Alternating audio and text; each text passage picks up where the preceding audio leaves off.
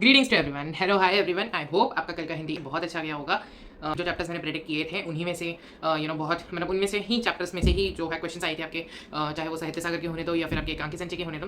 And मैं ये नहीं कहूँगा कि मैंने ही प्रेडिक्ट किए थे, बट डेफिनेटली बहुत सारे टीचर्स थे, उन्होंने भी प्रेडिक्ट किए थे एंड उससे आपको बहुत हेल्प हुई होगी। कल जो वीडियो डाला था उस पर बहुत अच्छा रिस्पॉन्स मिला मुझे, जिसके कारण मैंने सोचा कि चलो एक नेक्स्ट वीडियो बनाया जाए मैथमेटिक्स पेपर के लिए। मोस्ट ऑफ यू का पेपर जो है बहुत अच्छा गया होगा एंड एक्सपेक्ट आई होप कि आप सभी को 90+ आएंगे, इनफैक्ट 100 आउट ऑफ 100 होंगे। बट अब नेक्स्ट एग्जाम पे फोकस करो, which is a very main important exam, that is your mathematics exam. ठीक है, एंड बाकी 3 एग्जाम हुए हैं, तो अब तो मतलब ऑलमोस्ट 7 एग्जाम्स और पड़े हैं, तो अब उन पर फोकस करो। जो हो गया सो हो गया। वैसे भी आपको सिर्फ 5 सब्जेक्ट्स लेने होते हैं आपकी परसेंटेज के लिए। मेन टॉपिक पे आएंगे जो कि है हमारा मैथमेटिक्स का एग्जाम 2025। जब मैंने दिया था एग्जाम ईजी था, ईजी भी नहीं बोलूँगा बट मॉडरेट था एग्जाम। ठीक है, but the main thing was कि लेंदी बहुत है एग्जाम। अगर उन्होंने पहले जो है एग्जाम 2025 से पहले मतलब 2024 तक एग्जाम हमारा 2.5 आवर तक का होता था, बट अभी 2025 में उन लोगों ने हाफ आवर और इंक्रीज़ किया, तो अल्टीमेटली 3 आवर्स का एग्जाम अब उन्होंने कर दिया है। Last year was like maths का सबसे गंदा पेपर बनाया गया था। To be honest easy to moderate था पेपर। मैं ये नहीं कहूँगा हार्ड था, क्योंकि मेरे लिए हार्ड नहीं था, मैं पढ़ के गया था, मेरे लिए कुछ हार्ड नहीं था पेपर में। हाँ, एक दो क्वेश्चन तो यार सबके ही होते हैं जो किसी को नहीं आते हैं, but the main thing was कि पेपर बहुत लेंदी था। अगर वो हाफ आवर वहाँ पर इंक्रीज़ किया है तो वो हाफ आवर जो इंक्रीज़ किया गया है वो भी बहुत कम था लिटरली। मैथ्स के एग्जाम में मेन बात तो यही है, आपको क्वेश्चन इवन आता भी होगा ना, लेकिन अगर आप सिली मिस्टेक करके आ जाओगे you will and up losing your marks. तो अल्टीमेटली वो सिली मिस्टेक से कैसे बचना है ये तो प्रैक्टिस सिखाती है। हम कंटिन्यू करते हैं हमारे मैथ्स के पेपर की गैप डे स्ट्रैटेजी, क्योंकि आपका एग्जाम 2 मार्च को है, ऑलमोस्ट 4 डेज पकड़ सकते हो आप, क्योंकि आज कुछ लोगों का एग्जाम था, कुछ लोगों का नहीं था सेकंड लैंग्वेज का। सो इसके लिए आप पकड़ सकते हो कि कुछ लोगों के लिए 4 डेज गैप है, कुछ लोगों के लिए 3 डेज गैप है। बट अब इन 3 दिनों को कैसे मैनेज करना है, you need to know it, it's very important. But आपको कॉन्सेप्ट्स आने चाहिए, आपके कॉन्सेप्ट स्ट्रॉन्ग होने चाहिए, आपकी बेसिक स्ट्रॉन्ग होनी चाहिए। मैथ्स मेरा फेवरेट सब्जेक्ट था 10th में, आप मानोगे नहीं बट मेरा फेवरेट सब्जेक्ट था। Just ended up getting 70+ out of 80 in maths exam and mainly pre boards में जो मैंने देखा, and I thought as well कि मैं अच्छा परफॉर्म करूँगा बोर्ड में, बट स्टिल टाइम ना होने के कारण कह सकता हूँ, क्योंकि हार्ड नहीं था पेपर मेरे लिए। टू बी ऑनेस्ट मैं कह रहा हूँ, मुझे सारे क्वेश्चन आते थे, मैंने अपने माइंड में सोच रही थी कि इस क्वेश्चन को ऐसे सॉल्व करना है, बट अल्टीमेटली टाइम नहीं बचा। वो मेरे दुर्भाग्य से, वो मेरी अनफॉर्चुनेटली वो चीज़ हो गई कि टाइम नहीं बचा और मेरा बहुत ज़्यादा छूट गया। बट स्टिल इसका मतलब ये नहीं है कि I am not strong in maths. It was the only reason कि मैथ्स में मेरे क्यों कम मार्क्स आए, एंड मैथ्स को मैंने अपने बेस्ट ऑफ 5 में इंक्लूड नहीं किया था। बता देता हूँ, मैथ्स में मेरे मार्क 85+ आए थे, in the sense it was 86 out of 100। सो 86 आए थे मेरे marks out of 100, which is definitely बहुत छोटा था। मेरा 8 to 9 मार्क्स का तो मेरा छूट ही गया था पेपर में सीधा उस दिन। मैं बहुत रोया था उस दिन आके कि मेरे साथ ऐसा क्यों हुआ, बिकॉज यार मैथ्स लोगों ने भी बोला था कि मैथ्स में तो ऐसा है, वीक है, ये सब चीज़ें बहुत लोगों से सुनी है मैंने। बट अल्टीमेटली मैंने सोचा था कि मैं अब 10th में अपने आप को प्रूव करूँगा कि नहीं यार मैं कर सकता हूँ, एंड मुझे हेल्प भी बहुत मिली। प्री बोर्ड्स वगैरह तक बहुत मेरे स्कूल वाले टीचर ने मुझे बहुत हेल्प किया, बट बोर्ड्स में कुछ अनफॉर्चुनेटली एंड कुछ सर्कमस्टेंसेस के कारण मैं अपने आप को प्रूव नहीं कर पाया, तो बहुत दुख हुआ कि I just lost the chance to prove myself. But it's okay, आपके साथ ऐसा ना हो, just want to help you, I don't want anything.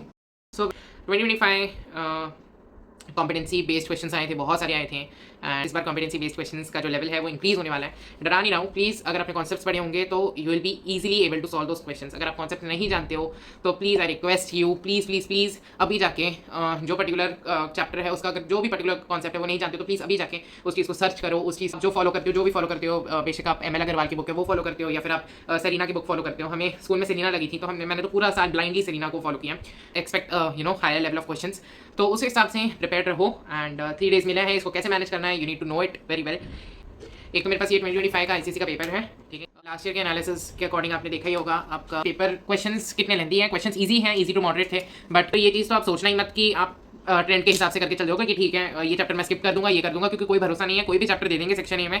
Last time हमारे साथ यही हुआ, सिमिलैरिटी वो मेरे सेक्शन ए में आकर टपक गया था, तो वो चीज़ थोड़ी शॉकिंग थी, बट इट्स ओके। तो मैं आपको यहाँ पर वॉर्न कर रहा हूँ कि प्लीज़ कोई चैप्टर स्किप करके मत जाना। कोई भरोसा नहीं है कौन सा चैप्टर आपको सेक्शन ए में मिल जाए, कौन सा सेक्शन बी में मिल जाए। ओवरऑल मैथ्स पेपर के अकॉर्डिंग जो सबसे ज़्यादा इंपॉर्टेंट चैप्टर्स हैं वो हैं, यहाँ मैंने मार्क किए हुए हैं, I show you as well. And एक बार मैं आपको बोल के बता देता हूँ। क्वाड्रेटिक इक्वेशन चैप्टर नंबर 5, ठीक है, ये बहुत इंपॉर्टेंट है। इससे आपको सेक्शन ए में क्वेश्चन दिख सकता है, सेक्शन बी में भी दिख सकता है, ठीक है। सॉल्विंग प्रॉब्लम्स का आपको जो क्वेश्चन है मोस्टली सेक्शन बी में आता है। आज तक सेक्शन बी में आया, इस बार सेक्शन ए में आएगा तो मैं कुछ बोल नहीं सकता, बट मोस्टली सॉल्विंग प्रॉब्लम्स का सेक्शन बी में आया। एंड सॉल्विंग प्रॉब्लम्स भी मैंने नहीं किया था, मतलब किया था, एक बार कर रखा है, 1-2 बार मैंने किया था प्री बोर्ड्स के लिए अपने, उन सब चीज़ों के लिए किया था, बट मुझे बहुत घटिया चैप्टर लगता था, क्योंकि उसके बहुत लंबे कैलकुलेशंस हैं। एंड यार इतना टाइम कौन इन्वेस्ट करेगा, दो आपका आधा घंटा बढ़ा दिया, 3 घंटे का पेपर कर दिया, बट इतना टाइम कौन वेस्ट करेगा कि सॉल्विंग प्रॉब्लम्स में आप उसको पहले एक इक्वेशन फॉर्म करोगे, फिर दूसरी इक्वेशन फॉर्म करोगे, फिर तीसरी फॉर्म करोगे, ऐसे कौन इतना टाइम वेस्ट करे। तो इससे अच्छा बेटर है कि आप जो है अपने इस पे जाओ, ठीक है। अपना कंफर्टेबल जोन है, हर किसी का अलग कंफर्ट होता है टू अ पर्टिकुलर चैप्टर, तो आपकी मर्जी है। लेकिन हाँ, सॉल्विंग प्रॉब्लम से सेक्शन बी में क्वेश्चन दिखता है, क्वाड्रेटिक इक्वेशन से आपको सेक्शन ए में दिख जाएगा। ऐसे चैप्टर्स की बात कर रहा हूँ जिनसे आपको 3 मार्क क्वेश्चन या 4 मार्क क्वेश्चन दिख जाए, ठीक है, या हो सकता है 5 मार्क क्वेश्चन भी दिख जाए, ठीक है। तो मैट्रिसेस से भी ये तो एक्सपेक्ट मत करना कि 3 मार्क क्वेश्चन आएगा, मैट्रिसेस से मोस्टली 4 मार्क क्वेश्चन ही आता है प्रीवियस ईयर के अकॉर्डिंग, मतलब प्रीवियस ईयर पैटर्न्स के according matrices almost 4 mark question आता है। सेक्शन बी में आपको 3 मार्क्स मिल सकता है, बट अगर इनकेस वो सेक्शन ए में आता है तो वो आपको 4 मार्क ही मिलेगा।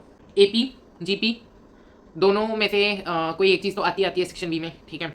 फिर बात करें reflection section and mid point formula, equation of line, very very very important chapters पूरे पेपर में, मतलब आप जा एंड ये मेरा सबसे स्ट्रॉन्गेस्ट पार्ट था, स्ट्रॉन्गेस्ट पार्ट, मतलब जिसमें मेरे से कभी कोई सिली मिस्टेक नहीं हुई, जिसमें मेरे से कभी कोई और मेरे को इंटरेस्ट भी बहुत आता था, कोऑर्डिनेट ज्योमेट्री में मेरा इंटरेस्ट भी बहुत था, और मैं उसका वेटेज बहुत है आईसीएसई के एग्जाम में, ठीक है। कुछ लोगों को हार्ड भी लगती है, ठीक है। सेक्शन ए में इसका 5 मार्क क्वेश्चन आया था कोऑर्डिनेट ज्योमेट्री से।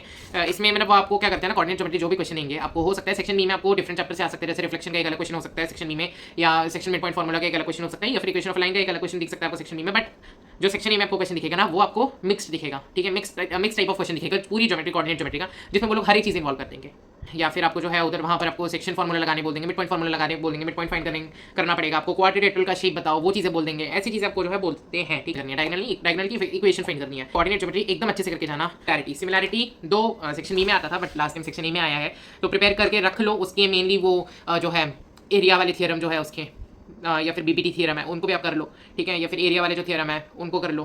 तो लोकाई एंड सर्कल्स जो है, लोकाई एंड कंस्ट्रक्शन वाले, ये दो चैप्टर्स इकट्ठे आते हैं जनरली, इनके जो क्वेश्चन है वो आपको एक साथ ही दिए जाते हैं। लोकाई में मेन उसका कंस्ट्रक्शन वगैरह बहुत अच्छे से कर लेना, बाकी लोकाई कंस्ट्रक्शन इंपॉर्टेंट चैप्टर है जनरली, इससे जो है 5 मार्क का क्वेश्चन आ जाता है, या फिर 4 मार्क का क्वेश्चन।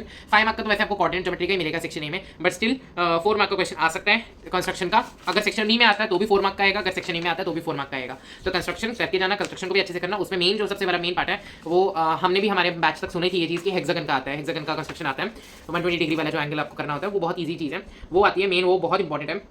बट हमें लास्ट टाइम तो कुछ और ही आया था, हमें सर्कमस्क्राइब वाला वो सर्कल आया था बनाने के लिए। आपको वो अगेन एंड अगेन कह रहा हूँ, वेटेज के ऊपर मत डिपेंड करना, प्रीवियस ईयर के ऊपर मत डिपेंड करो, अपनी तरफ से जितना हो सके उतने बेस्ट टू बेस्ट ऐसे। बट स्टिल लोकाई के बेसिक समझ लेना। फिर सर्कल्स है, circles very important chapter, very very very important chapter. Circle के स्पेशली जो थियरम्स है वो याद रखना, याद इन से आपको रटना नहीं है, उसकी स्टेटमेंट नहीं रखनी है, स्टेटमेंट आपको कोई नहीं पूछेगा एग्जाम में मैथ्स के, बट हाँ आपको उसकी जो है एप्लीकेशन याद रखनी है, उस पर्टिकुलर थियरम की एप्लीकेशन याद रखनी है। सर्कल के थियरम एंगल्स फाइंड करने के लिए बहुत इंपॉर्टेंट है। टेंजेंट्स इंटरसेक्टिंग सर्कल्स ये आपको आएगा। अब लास्ट मेन मेजर फोकस जो होना चाहिए वो सर्कल पे होना चाहिए, ठीक है। मेंसुरेशन इंपॉर्टेंट चैप्टर है, बहुत इंपॉर्टेंट चैप्टर है। लास्ट गाइस ट्रिग्नोमेट्रिकल आइडेंटिटीज एक ऐसा चैप्टर है जिससे आपको मेनली प्रूविंग का आता है। अंदर मेरी तो सेक्शन बी में ये जो ट्रिग्नोमेट्रिकल आइडेंटिटीज का क्वेश्चन आया था, आपको देखते ही ये चीज़ आनी चाहिए, आपको एप्लीकेशंस आनी चाहिए उन पर्टिकुलर जो आपको फॉर्मुलाज या आइडेंटिटीज दी होती हैं, sin square plus cos square theta equals to 1, ये चीज़ें जो आपको दी होती हैं इनकी एप्लीकेशंस आनी चाहिए आपको। तो फिर आपके लिए ये सब चीज़ें ईजी हो जाती हैं। प्रूविंग के क्वेश्चन आते हैं इसमें मेन, और इसमें आपको 4 मार्क क्वेश्चन दिखेगा, ठीक है। मैं 3 मार्क की तो मैं नहीं बोलूँगा, इसका क्वेश्चन हो सकता है आ जाए, बट मैं 99% चांसेस हैं कि इसमें से 4 मार्क क्वेश्चन ही आएगा।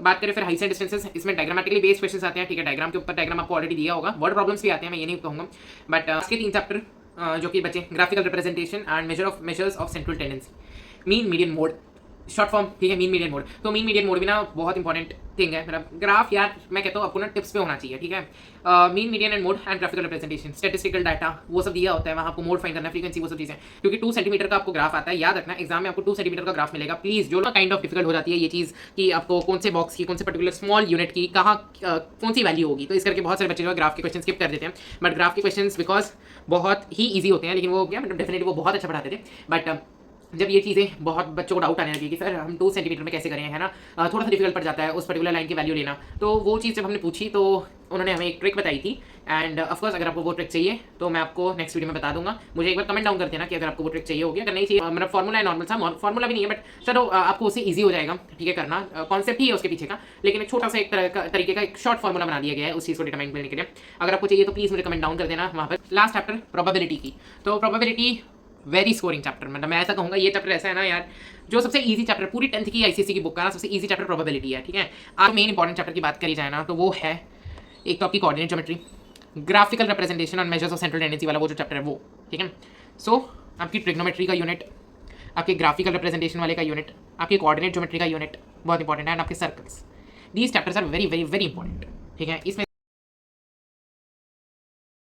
आई एम सॉरी कि मैं ये वीडियो ऑलमोस्ट लेट पोस्ट कर रहा हूँ, ठीक है, अभी तो नहीं होगा, डे जो है आपका दैट इज टुमारो, जब मैं वीडियो डाल रहा हूँ आज के दिन, ये दिन जो है आपने सबसे पहले फोकस करना है वेरी इंपॉर्टेंट चैप्टर्स जो मैंने आपको बताया, ठीक है, इन चैप्टर्स पे फोकस करना है। सेकंड डे एंड आपको कुछ आज पीवाईक्यूज लगा लेने अगर आपने नहीं लगाए हैं तो। अच्छा, फोकस कैसे करोगे आप, रिवाइज कैसे करोगे, आपको एग्जाम्पल क्वेश्चन सीख सकते हो आप, अगर इनकेस आपके पास कोई वर्क बुक है, आपके पास अगर कोई मॉड्यूल है या एनीथिंग, मतलब जो भी आपके पास कुछ ऐसे सैम्पल बुक है या कुछ भी ऐसा कुछ है, क्वेश्चन प्रैक्टिस वाली बुक आती है वो ओसवाल वगैरह की, जो भी है, अगर आपके पास कुछ भी है ऐसा कुछ जिसमें बहुत सारे क्वेश्चन आप उसे क्वेश्चन लगा सकते हो, प्रैक्टिस कर सकते हो, ठीक है। कॉन्सेप्ट्स तो आई गेस हर किसी के अभी कवर हो ही गए होंगे, बट अभी जो है जितना हो सके मैक्स टू मैक्स कोशिश करना, कॉन्सेप्ट्स पे कम ध्यान देना, मतलब इन द सेंस अभी इन 3 दिन में क्वेश्चन ज़्यादा से ज़्यादा प्रैक्टिस करना, कॉन्सेप्ट पे भी ध्यान देना, बट क्वेश्चन ज़्यादा से ज़्यादा प्रैक्टिस करना। हर एक टाइप का क्वेश्चन पहले अग्रवाल फॉलो करते हो आप, उसके एग्जाम्पल्स कर सकते हो, ठीक है। अपने भी चैप्टर्स है ना, आई होप वैसे तो आपको कॉन्सेप्ट्स पता है, वैसे तो आपको थियरी भी पता होगी, मैं कहीं 1-2 मार्क की आ जाती है आपके पेपर में, ठीक है।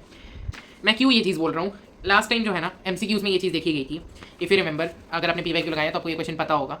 जो 9th क्वेश्चन है, अगर आप यहाँ देख रहे हो ये वाला क्वेश्चन 9th क्वेश्चन, स्टेटमेंट वाला क्वेश्चन, स्टेटमेंट बेस्ड क्वेश्चन है। इसमें जो है सर तो ट्रायंगल के ऊपर है, उसके इंसेंटर के बारे में या उसके सर्कम सेंटर के बारे में, विच इज, तो आप ये तो मत करना कि नहीं आप क्वेश्चन करके जाओगे, आप थियरी करोगे नहीं, आपको अंडरस्टैंडिंग ही नहीं है अगर किसी चीज़ की, तो फिर फायदा क्या है यार। एमसीक्यू में आ गया ना, ये क्वेश्चन आया है लास्ट ईयर इन सेंटर और सर्कम सेंटर के बारे में ट्रायंगल के, तो क्वेश्चन आ जाते हैं longest chord of the circle, ये चीज़ें आ जाती हैं, या फिर जो है आपके अदर टाइप ऑफ क्वेश्चन जैसे कि माइनर सेगमेंट, मेजर सेगमेंट, ये सब चीज़ों प्लीज एमसीक्यू में एक आधा क्वेश्चन ऐसा आ जाता है जो थियरी बेस्ड होगा आपके चैप्टर्स के ऊपर की कैसे पेपर अटेम्प्टिंग स्ट्रैटेजी चाहिए, मुझे कमेंट करके बताना प्लीज यार, आप लोग कमेंट कर दिया करो, बहुत प्यारे लगते हैं, ठीक है। उस दिन मैंने फर्स्ट वीडियो डाला था स्ट्रैटेजी के ऊपर, हिंदी के ऊपर, एंड मुझे कमेंट्स आए, मुझे बहुत सारे जो है 10th वाले बच्चों के कमेंट्स आए, and which I actually I am glad कि आपने कमेंट किया, आपने वो इनिशिएटिव लिया, आपके कमेंट के लिए मुझे किसी हेल्प करने का चांस मिले, उससे बेहतर तो और क्या ही हो सकता है। बट प्लीज़ यार सब्सक्राइब भी कर दिया करो, हाथ दुखते हैं तुम्हारे सब्सक्राइब करने में, तो सब्सक्राइब। बाकी I am always there for you, कुछ भी डाउट्स हैं, कुछ भी क्वेश्चंस हैं, पूछ लेना मुझसे। देखो यार, एक और चीज़, फार्मूला पे बहुत फोकस करना, ठीक है। फार्मूलाज एमसीक्यू में पूछ लिए जाते हैं, सर्च एंड रीजन स्टेटमेंट वगैरह क्वेश्चंस में, और फार्मूलाज बेस्ड जो चैप्टर्स हैं उन पर भी हाईली फोकस करना, एंड फार्मूलाज जो है एक बार रिवीजन कर लेना, इन 3 दिनों में रिवीजन कर लेना। फर्स्ट डे आप उन चीज़ों पे फोकस करोगे, कोऑर्डिनेट ज्योमेट्री जो कि बहुत इंपॉर्टेंट चैप्टर्स है। सेकंड डे आपने उन चैप्टर्स पर फोकस करना है जो फार्मूला बेस्ड हैं, या फिर जो अदर चैप्टर्स हैं, मेनली क्वेश्चंस लगाने हैं आपने, वो तो चीज़ मैंने आपको बताई। थर्ड डे आपने अपने जो है उन चैप्टर्स पे फोकस करना है जो थोड़ी लीस्ट इंपॉर्टेंट है, ठीक है। Least important it doesn't mean कि लीस्ट इंपॉर्टेंट तो वैसे कोई नहीं है, बट स्टिल उन चैप्टर्स पे, जैसे कि आप देख सकते हो लीनियर इक्वेशंस, बहुत ईजी चैप्टर है, आता है क्वेश्चन से डेफिनेटली बहुत 4 मार्क का क्वेश्चन आ जाता है, 3 मार्क का क्वेश्चन आ जाता है, इसको करना है। लेकिन आप ऐसे ईजी चैप्टर्स पे जो है ना, क्योंकि डे 3 पे ना अपने माइंड को काम रखना, अपने माइंड को ना स्ट्रेस फ्री रखना, उससे स्ट्रेस फ्री रहना जितना हो सके, तो उस दिन ऐसे चैप्टर्स करना जो थोड़ी ईजी है। फर्स्ट डे अपने हार्ड चैप्टर्स निपटा लो, रिवाइज करके सारा करके, ठीक है, थोड़े पीवाईक्यूज लगा लो। सेकंड डे थोड़े जो कम इंपॉर्टेंट चैप्टर्स है, मतलब है इंपॉर्टेंट बट उससे थोड़ा मतलब जो as compare to the very important chapters वो थोड़े कम इंपॉर्टेंट है, उस वाले चैप्टर्स के क्वेश्चंस लगा लो, उन चैप्टर्स को रिवाइज है। थर्ड डे पे अपने वेरी लीस्ट इंपॉर्टेंट चैप्टर्स जैसे कि लोकाय हो गया, लीनियर है ना, उस पर उन चैप्टर्स पर फोकस करना जो रिमेनिंग है, जो बच गए हैं आपके, एंड पीवाईक्यूज लगाना मत भूलना, पीवाईक्यूज करना आपने।